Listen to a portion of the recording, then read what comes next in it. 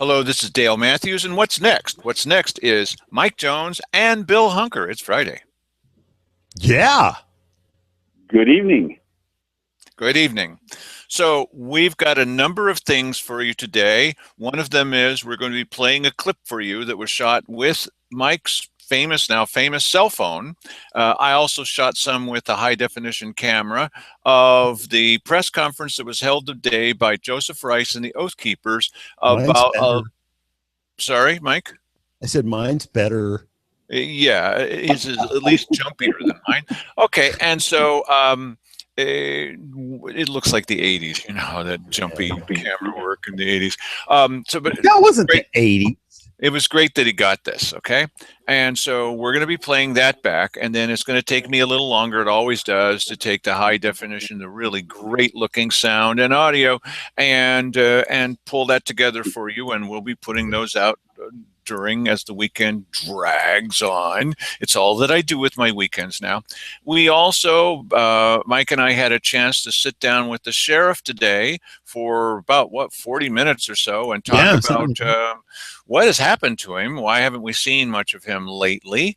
It's been 20 days since he last talked with us, and except for that kind of canned press conference that he had, we haven't heard from him, and he explained the things that are going on with him, and we're going to have him on another future show live. And we also had a chance to talk a little bit with Bill Hunker. We're going to bring him to the conversation, but Mike's going to start off. Don't forget now, we will have this press conference thing, and it's coming up at the end of today's show. But first, Mike's got a little kind of news to tell you. Go ahead, Mike. I do? What news is that? I do. Am I missing something here? What news was that I was going to talk about? Well, is that what I was talking about with Bill before the show? I know we're not supposed to have conversations before the show. Don't ever reference a conversation that took place before the show. Okay, but bringing it before the show. Okay, yes. Okay, last night, in the middle of the program, by the way, is when we got this news. Vivian sent me a message that had to do with a conversation that she was having with Simon Hare not long before that. And she said the SRS funds came in today, and they will be reworking the budget. I went through some pages of the budget and told Simon they can afford to shift that over to the sheriff. He says he will try, but we need to convince the rest of the commissioners and the budget committee. I saw him at 5:30. This was just like 90 minutes before the show. And then he said he's going to try for the 1 million and have them spend 500 this year and carry forward the other 500 for next year. Since they got 2 years SRS funding. Now, look, this is really important. There's an old Klingon saying that only Nixon can go to China, and that might apply to me as well. You know that I'm not best buds with Simon Hare or the commissioners. However, while we could jump all over Simon, and we could mention to him, you had your opportunity. What's this we need to convince the other commissioners? He was the lead guy in saying that none of these things were possible and they weren't going to happen. So we can't say now, well, I always meant it. No, that's disingenuous, and that's a nice way of putting it. However, the last thing that this guy needs is me getting up at the weekly business session and reaming him a new one. This is not a good idea, okay? Right. This is not going to be helpful. Okay. And there are plenty of people on both sides of this levy issue, good people. There are nutcases, but there are good people too. We all want some of the same goals. And one of them is, I want this.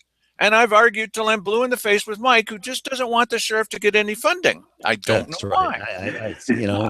Let's not give that guy any money. Even worse. Yeah. So the thing is, what we need to do, in my opinion, what I said on KMED this morning, called in to Bill Meyer's show, and I said, look, we need to support Simon in this quest to see that the sheriff gets funding.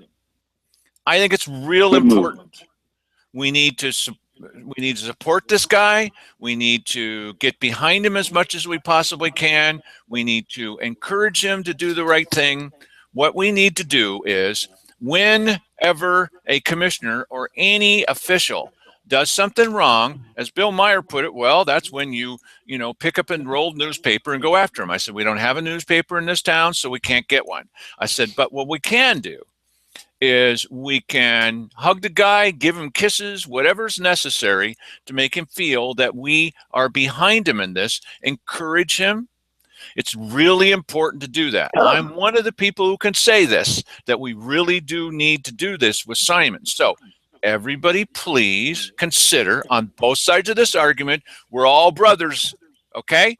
We can work together. Get in touch with Simon.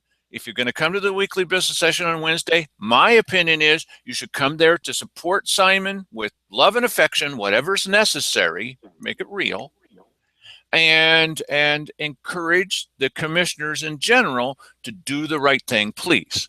Yeah, and you know what? This is a fantastic point. Go to badcounty.com. Take some of these budget committee hearing videos. Share these all over Facebook. Share them with your friends and tell them to assist in putting some pressure. Tell them that's what the people want. They want some funding for the sheriff, and this is the avenue towards getting it. Let's all come together and get it done. Thank you. I totally agree with that. Yeah, Dale. In fact, Dale, I was glad to hear you single Simon out in this particular case and have him. Somebody has to lead, and when there's a person who's willing to step out, we do need to get behind leaders.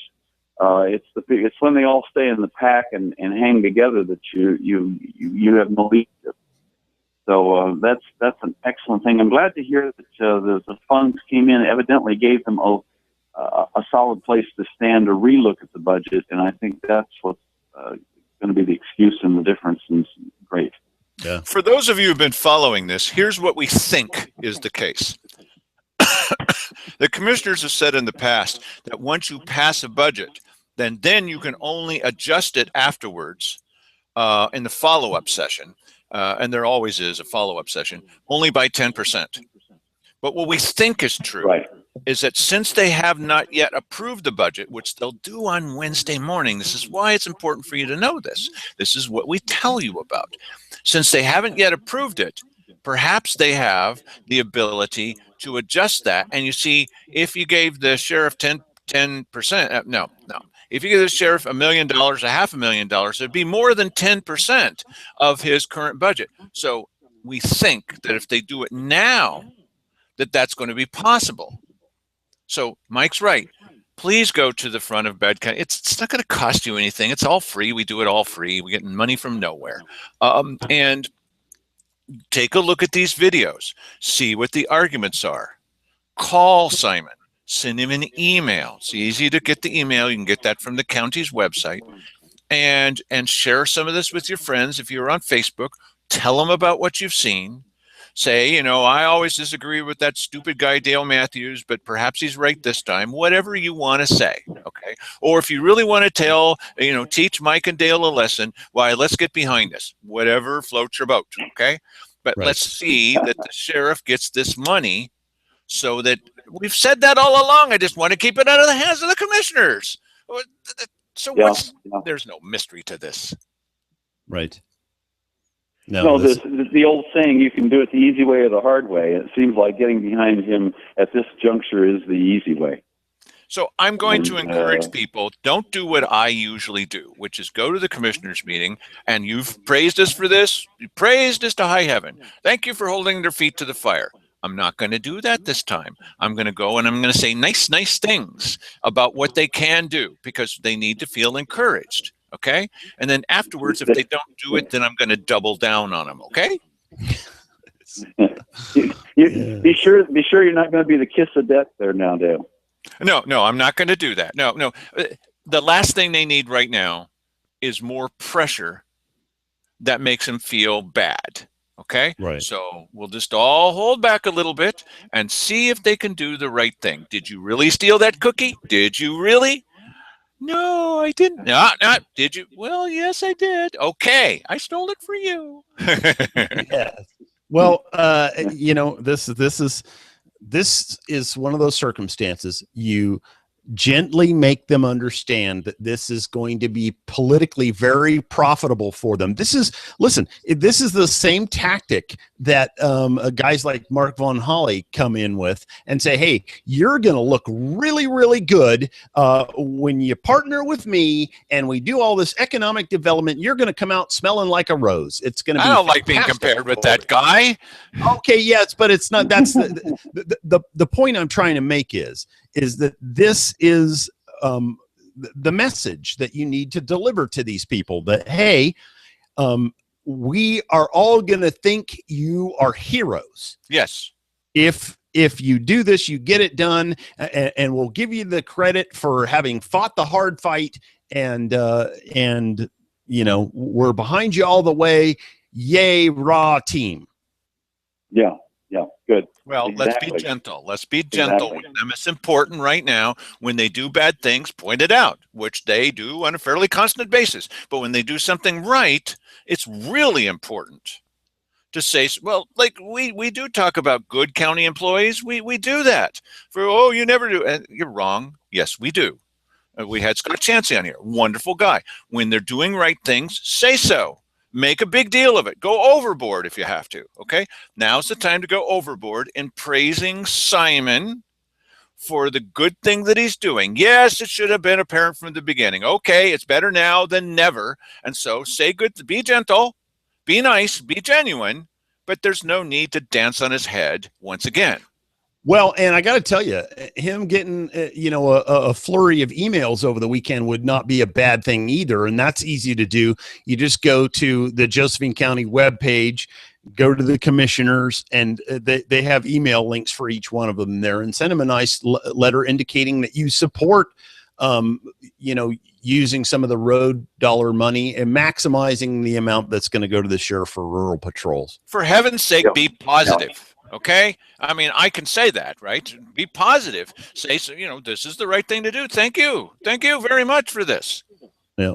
Yeah.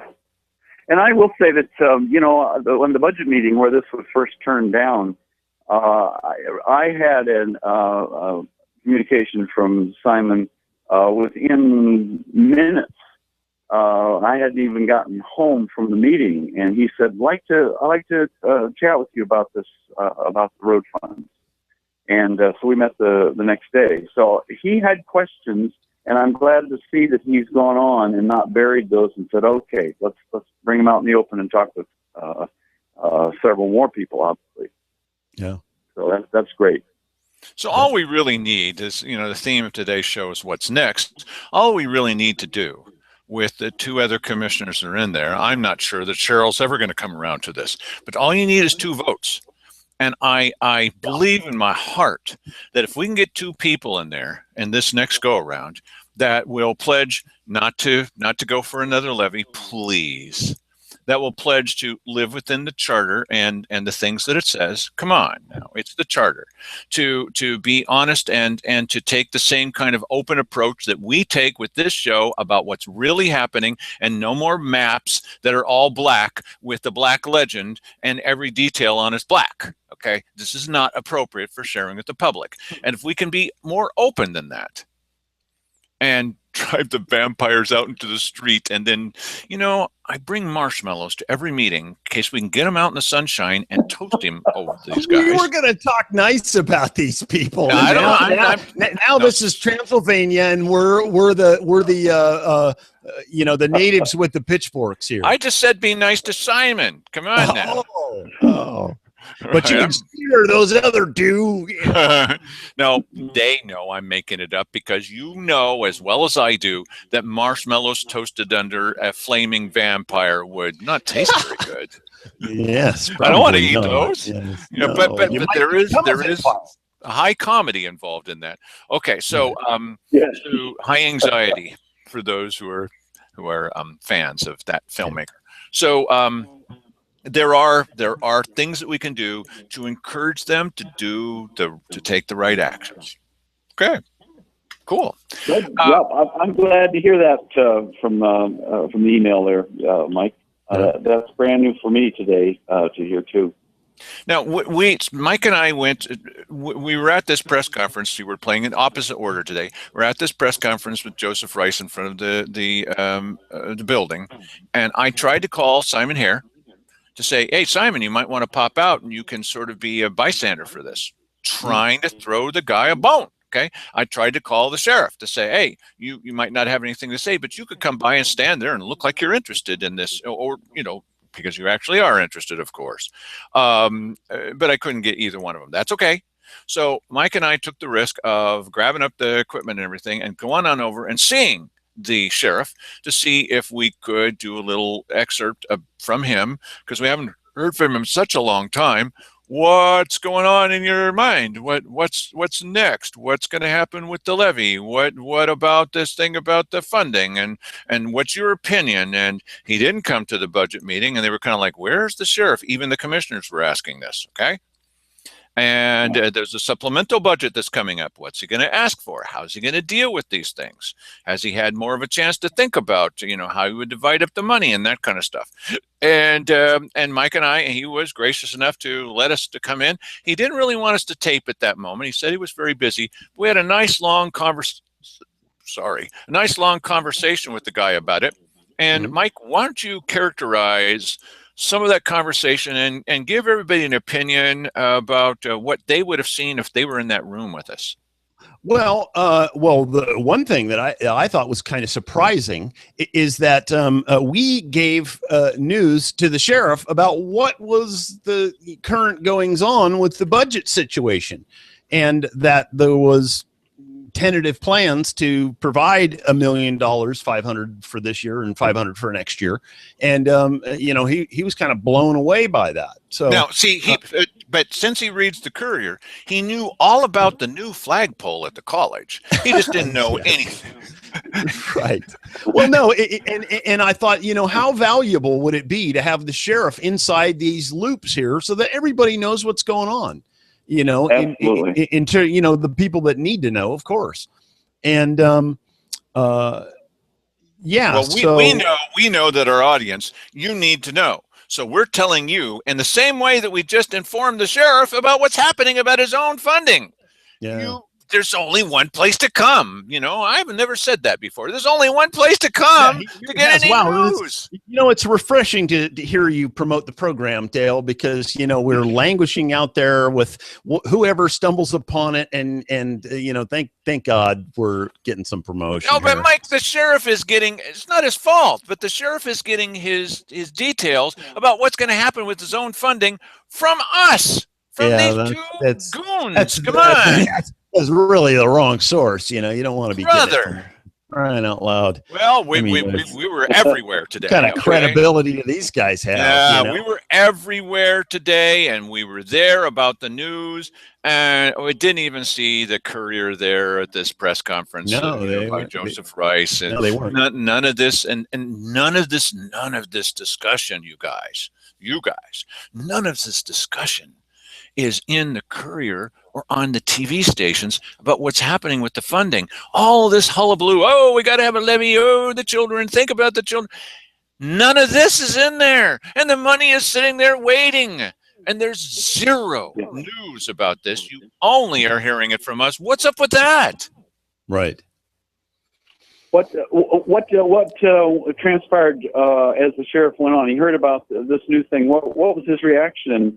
Where's he coming from now? Well, he was happy to hear that there might be some money coming his way, and what did he say that he would do based on us giving him the news, Mike? He was going to call Simon. There you go. Good. And talk about that. I'm surprised that Simon, having a plan of this, wouldn't contact the sheriff and say, "Hey, here's what my plans are." I also thought. But that isn't the contact point for Daniel. It is Walker. Oh no, that's true. And you're right. Simon would be overstepping, and you can be sure Walker'd let him know that. Yeah, but you know what? There's just certain times where you just have to step over Walker. Is that what you mean? Step over her prostate body on the ground? You just need to step over her. Just walk right over her. It's like that poem I told you guys about before called I Miss Her Sometimes. Yes. You remember that, Bill? Yes. And you know, in line with the new tone that we are taking here today, let's bypass that story. I didn't say anything about laying off the other commissioners. Look, I want to mention this again. In the same way that when we gave the news to the sheriff that he said, as soon as you were gone, I'm calling Simon Hare, the same thing that you need to do in the audience. As soon as you hear this news, you go ahead and send an email or call and leave a message for Simon Hare saying, we support what you're doing. Thank you very much, sir. We want to pat you on the back. Go do that now. I'm doing it. You should do it too. Agreed. Yes. And, I encouraged the sheriff. I said, listen, I would encourage you perhaps to take a more adversarial stand with the commissioners when they're not going to vote for the funding that your department needs. And it's a strange advice coming from us, really. Yeah, an adversarial approach to the commissioners. Who would have thought so? Yes, because I personally believe that when you are advocating for the people, which you would be in that way, and not just necessarily for yourself and your own, what's good for your own department, but I think that would be politically well received if he was, putting up a fight for the funding for his own department. There are a lot of people out there, be they pro levy or no on the levy, that want him to have this money. And so I think those people would be happy that he went up and said, hey, listen, if I can influence you here a little bit, I'd like that money, please. I really, really need it badly. Somebody suggested that maybe a problem he has as a newly elected is not realizing that he has to go to bat as one of the department heads for his own department, not just, take what's given to him, but get in there. And as somebody said, Brandis fights for his money and to keep his money and to look after his budget. Well, Daniels is certainly allowed the exact same thing. Right. He can go fight for his budget and say, just a minute. And part of that is not knowing, as a sheriff-elect, he probably didn't think of it in terms of being ahead of a department that has people that he has to look after and go fend for. And this is just a little bit more important than making sure you have a nice repository of windshield wipers or ink for your for stamping your documents. This is lives. Yeah. Well, and this is the difference between being a policeman and being the sheriff, because when you're the policeman, you get in your car, you go out, you do your patrols, you come back, your job is done. But there's more to it than this, and there is a bit of a learning curve. There isn't any question about that. It's taken this guy a bit of time to ramp up, and it's because you have to. There's much more to this job than he's had before. So, but I think that's part of it. I think advocating for your own department and understanding the power that you have. I told him, some of the highest rated, most watched videos that we have are ones that feature him. People want to know what he has to say about stuff, and that is political power. He seems surprised. Yes, and you use that to your advantage and say, listen here, I need this amount. If this is available to me in any way that you need to use your discretion and give me that money.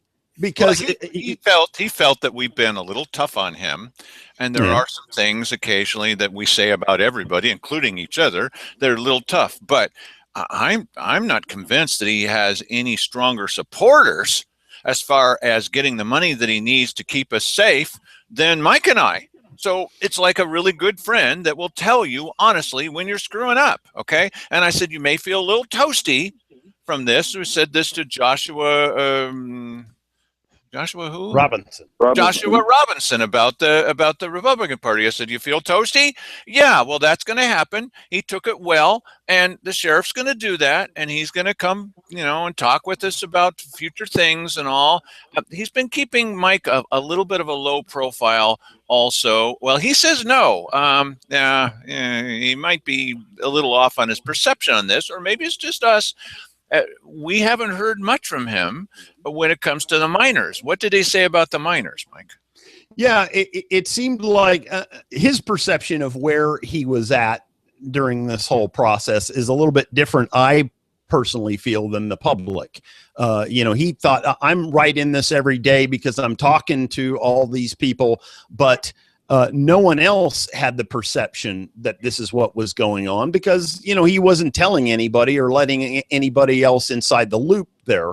So, people had the perception, well, this guy is he doesn't care, or he's not. He's hiding. Yes, or exactly, somewhere along these lines. And his story on this is completely different. He said he's a very active participant, and he was on it every single day. He was on the phone with BLM. He was on the phone with the FBI. He was on the phone with Oath Keepers. So yeah. It's confusing to me. Now, Bill, as we had mentioned just before the show started, we're all type A personalities here. And if you've got a perception, you better yell it out, bud. So what's your perception about how the sheriff has been coming out across? Well, certainly, we all make up what we don't know. If there's a we don't make up what we don't know. And, we end up saying, okay, well, he must be on vacation. He must be, each one of us would have an interpretation of why we didn't hear from him. So that's the bigger problem than what the interpretations were. If he'd come out, he would have cleaned up all that and said, no, I just talked with, I did, and so forth. So I had felt the same way. The one that I felt was awkward was when the levee went down and the paper obviously went around and talked to the various factions. He was absent in that, and that surprised me because he was the focal point, and I just wonder what was in his mind that he decided, I'll be silent during this time, and so they didn't get him on the phone that day. He could have had an extended interview the next day or anything he wanted in the press, and I still don't know what his come from was, because publicly none of us have ever heard. Well, and you know what, I can interject what I would think about that. A pretty hard fought political campaign. Okay. Now, and he originated to us today that the thing that he likes the least about this job is the political part of it. And, But he campaigned saying that he knew that it was political. Come on. Yeah, no, I understand. But, people get emotionally invested in politics. There isn't any question about that. We've noticed that since the levee went down, some of the proponents are even nastier now than they were before. And I wouldn't have thought it was possible, but they are. Yeah, no, and this is clearly an emotional thing. So, listen, he had a great deal invested in this. They obviously campaigned very hard. They did a lot of work to try and get this levy passed, and perhaps he was a little ticked off about it. I kind of get that. Yeah, but you see what he's got at stake here. It's the funding for this. Mark Goins, on the other hand, from that church, as soon as the levy didn't pass, he's on murder trial. No, wait a minute. Maybe that's another Goins. Yes. No, I think that's another Goins. Yes. Welcome back, Dale. Yes. Oh man. Yes. Oh wow. This is what we do with preachers who preach from lecture from the pulpit. Yes, sir. Oh, that's terrible. This is our show. What do you think we're doing? Of course, this is our show. Look, the other thing, and so I'm going to confess that we jumped to a little conclusion, but there's a reason for that. We had heard very clearly, and the sheriff confirmed this, that originally he had planned on coming to Wednesday's weekly business session that was just 2 days ago, and that part of his plan may have been to get up and say something. Well, that's pretty cool. When he walked in, I went, "You're here!" It was like, Sasquatch, I can't believe you exist. So there he was. Okay. And yeah, he won't object to that. No, that's the kind of show we have. Come on. Okay, so it was great to see him, and then he went up and he talked. He talked at the dais, that part up in front, and it looked like he was talking with Cheryl Walker and Simon Hare. And I leaned back to Mike and I said, "Do you think they're talking about daffodils?" Okay. Mhm. Because the commissioners are, they cannot speak in a private session and about county business, which this is about, which it was about this.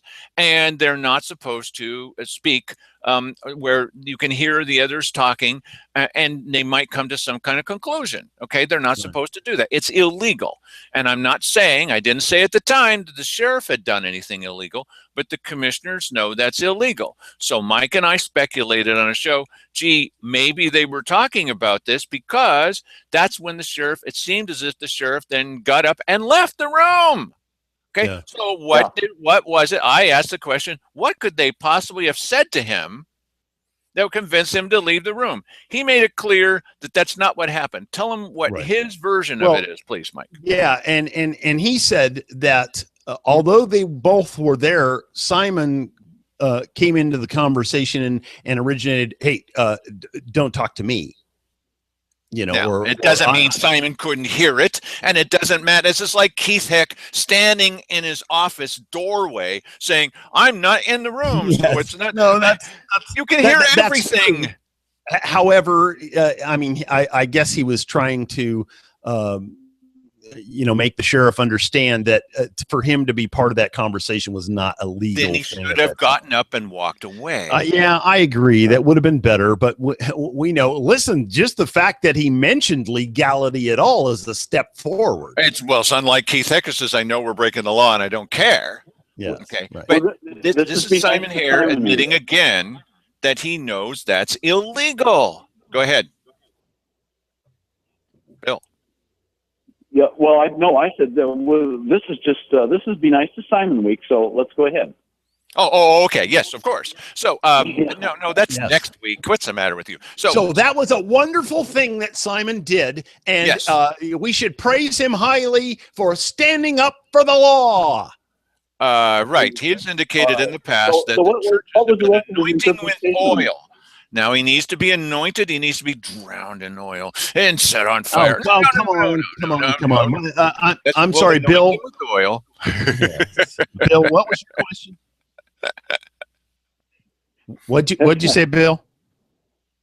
I just what the rest of the conversation that Daniel interpreted. What did he say happened? That he left.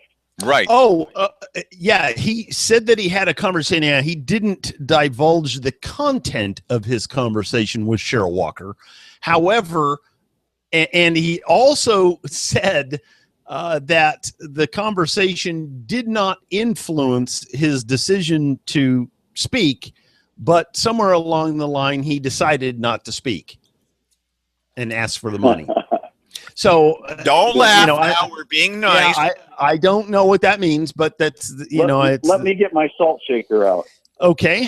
Yes, and this is speculation. Here we are in the speculation booth again. Well, now that was the whole point of why I brought this up.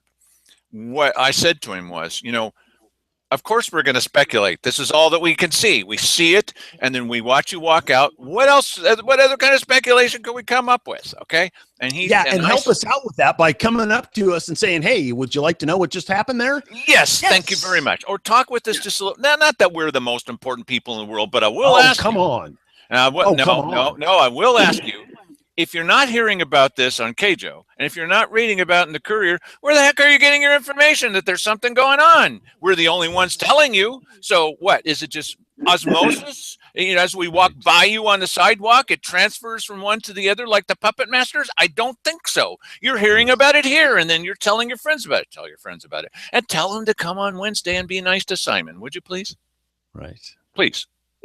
That was a little piece of subliminal advertising there. Oh, like Mark Seligman does sometimes. I almost missed it though. Yes. Like Mark Seligman does sometimes. Well, I'm talking about some marijuana. I'm talking about something which has nothing to do with the marijuana. And what we want to tell you is that you really should pay attention to this budget marijuana. And yes. Yes, I remember that Saturday Night Live bit a long time ago. Wasn't that Joe Piscopo? Yes, I think so. Yeah. No. It was John Lovitz, Mr. Subliminal. Oh, John Lovitz. Okay, yes. Right. Okay. Okay. So Bill, are we off topic? Well, what do you mean off topic? Well, in terms of impressions from the conversation with Daniel, I don't. There isn't any more that I can think of. I did not notice any subliminal subtones to anything. He seems to be a fairly straightforward guy. Yes. That just will tell the truth whenever he can. So, Bill, we're about to go into a bit of a, not a black hole. No, that's not the right word. We're about to go into a kind of a long excerpt from today's press conference in front of the courthouse. With the Oath Keepers, with Joseph Rice. He does a pretty good job on this. Sometimes Joseph goes on for a bit, and we won't play the entire thing because it's like, 3.5 hours. No, that's a little bit of exaggeration, but we will play a portion of this that Mike shot. And before we do that, do you have anything to talk about, Bill, that you need everybody to know? Like maybe one of the things I said, please don't forget to talk about this during the show, Bill? Yeah, no, I don't. I am anxious to end up going into another meeting here and hearing some of the contenders and people who are interested in the future of the county. You're running for office, are you? What's that? Never mind. Okay. Mike, why don't you go ahead and play a portion of that? We were there first. We got a bunch of interviews. We're going to put these out there for you all to see. And then right at the last moment, Channel 5 showed up, and then they did a little bit. And then as everybody's getting ready to leave, Channel 12 showed up. They were it was the opposite. Well, okay. The guy interviewing Joseph the second time, the guy interviewing was Channel 5. That was NBC. Okay. Yeah. Then I have no idea what I'm talking about. Well, only in this particular case, he always knows what he's talking about. So, and then I videotaped that. I videotaped the interview by Channel 5 of Joseph Rice so we could compare and contrast what it is that they asked him and then what they put on the air. That should be yes. Well, yeah, and the funny part about that is that that's the difference between that type of news and the type of news that we're doing here. We're doing long form here. So if something happened, in the case of Joseph's press conference, the lion's share of it we have here, and you're about to see it. If you're seeing this on the news, you're going to see a teeny little soundbite, and that's about it. I'm going to give you an illustration, everybody. I'm going to go back to Mike, who's not going to say a word, and then I'm going to show you the way that the nightly news handles this. We spoke with Mike Jones today, and he had many interesting things to say, including the fact that he had talked with the sheriff and that he had been at the thing with Joseph Rice, and then he had some discussions with Bill Hunker, and more on that tonight at 11. That's it. That's what they do. They just talk over the news. Stop it. Which I can't even figure.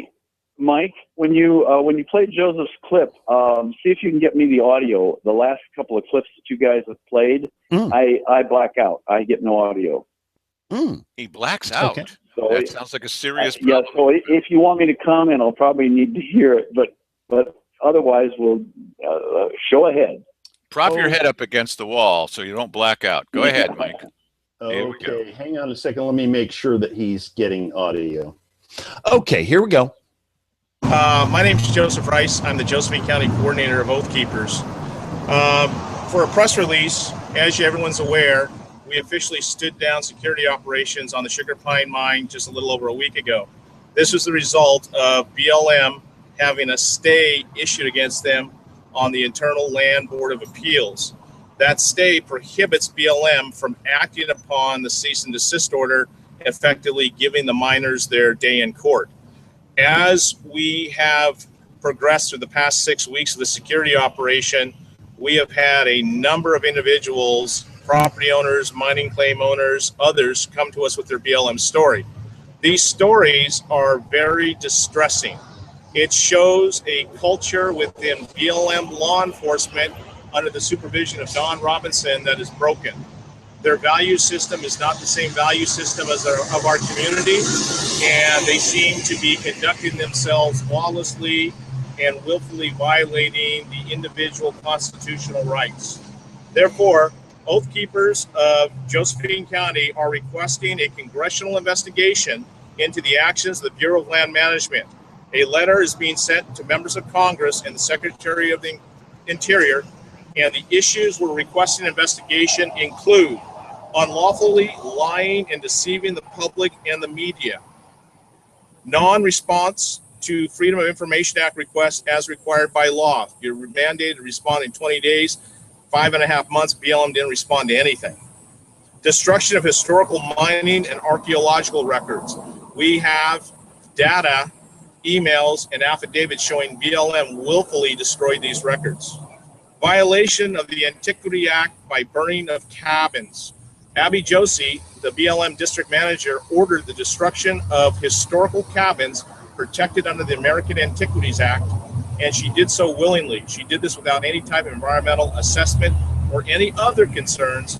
She just destroyed these cabins without any type of constitutional due process and violation of illegal search and seizure of those miners. Officers macing animals, threatening citizens, brandishing weapons, and entering property without warrants. TK Lloyd, a BLM law enforcement officer, entered onto a mining claim unannounced. The miner heard his dog alert and then start howling in pain. When the miner looked up out of the hole that he was digging rock out of, this gentleman's 81, 82 years old, weighs maybe 110 pounds.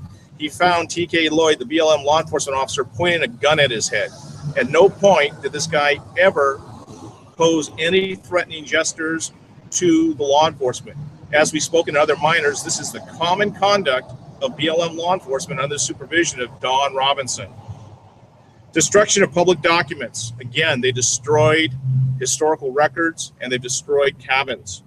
Violations of Title 18, United States Code, Section 241, conspiracy against the rights of citizens.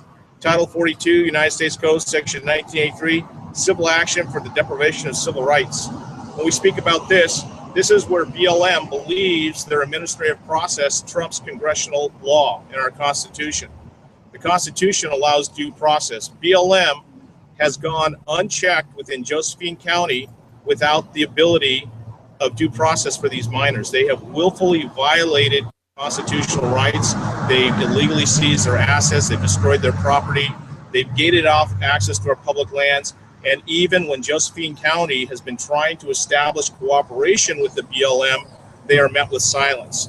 BLM is mandated to establish cooperation and a dialogue with the community in which they reside and they serve. So far, it's been challenging for the Josephine County Board of County Commissioners, the Josephine County Legal Counsel, and other members of the government within Josephine County to open a dialogue with BLM, and this is just inappropriate, it's wrong, and needs to be corrected.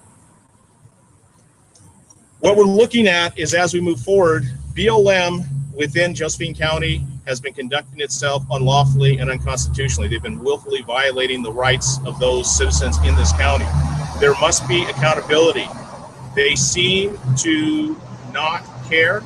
They are out doing what they choose to do, and the only way to bring them into accountability is to have Congress, our federally elected representatives, instigate an investigation into their conduct. The miners, the property owners, are due the opportunity to put formally on the congressional record BLM's actions and conduct here within Josephine County. They are responsible for strangling our economy, violating the citizens' rights, and enough is enough.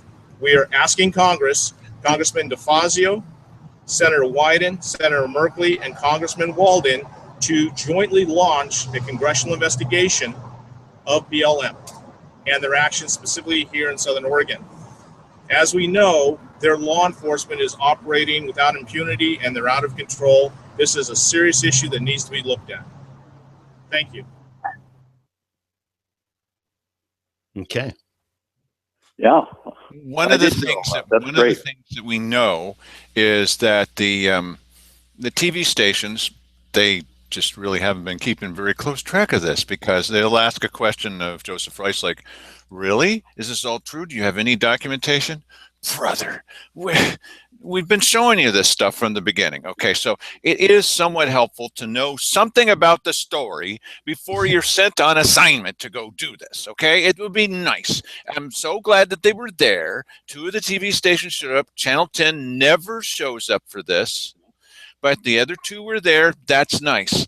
Now, I asked him more questions that were just maybe a little more tart, maybe a little bit more telling, assuming that you, as intelligent viewers, already know some of this information. And if you don't, you can wait to one of these days, maybe the Courier prints something about it.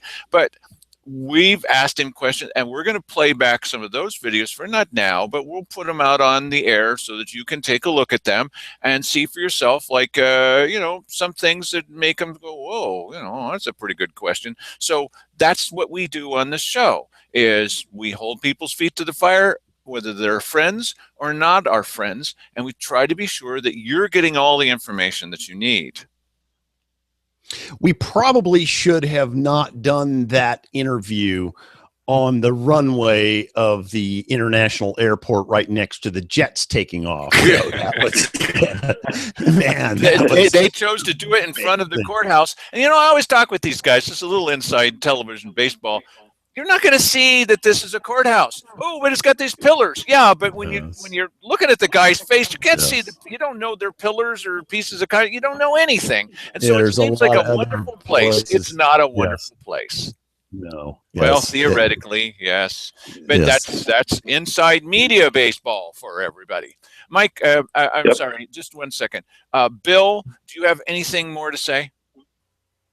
No, he doesn't. So, Mike, always, but probably it won't add anything to the conversation. So, come on. We do it. We comment as it comes along, and it's been informative for me today as much as anybody, I think, for some of the new developments this week. All right. Well, thanks for being gracious enough to join us. It takes a certain kind of courage to come in and admit that you don't know anything. Oh man! Yeah, I want to thank you, Bill, for coming on the program, because for the very last time. Yes. So, well, Mike, since it's my last time. No.